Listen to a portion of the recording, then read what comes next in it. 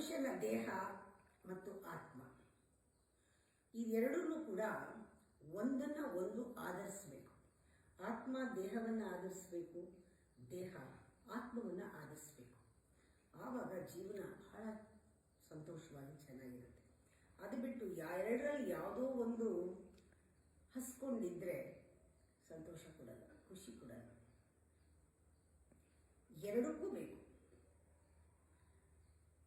ನಾವು ಏನಾದರೂ ವಿಷಯಗಳನ್ನ ತಿಳ್ಕೊಂಡಿದ್ರೆ, ಬರೀ ಇನ್ಫಾರ್ಮೇಷನ್ನೇ ಆಗಿದ್ರೆ ಅದು ನಮ್ಮಲ್ಲಿ ಯಾವ ಪರಿವರ್ತನೆಯೂ ಆಗೋದಿಲ್ಲ. ಅದು ಆತ್ಮಕ್ಕೆ ಮುಟ್ಟೋದೇ ಇಲ್ಲ.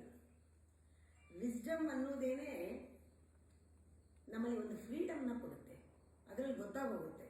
ವಿವೇಕದಿಂದ ಮಾಡೋದ್ರಲ್ಲಿ ಬಹಳ ಫ್ರೀಡಮ್ ಇರುತ್ತೆ. ನಾವು ಯಾವುದ್ರ ಮೇಲೂ ಡಿಪೆಂಡ್ ಆಗಿರೋದಿಲ್ಲ. ಎಷ್ಟೋ ಸತಿ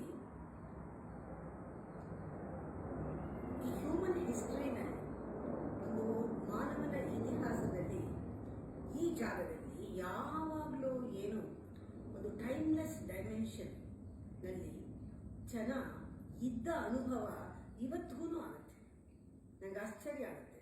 ಇದನ್ನೆಲ್ಲ ಮಾತಾಡು ಅಂತ ಹೇಳ್ದಂಗೆ ಅನ್ಸತ್ತೆ, ಹೇಳು ಅಂತ ಹೇಳ್ದಂಗೆ ಅನ್ಸತ್ತೆ. ನನಗೆ ಮಾತಾಡಿದ್ಮೇಲೆ ಇದು ಎಲ್ಲಿಂದ ಬಂತು ಅಂತ ಅನ್ಸುತ್ತೆ.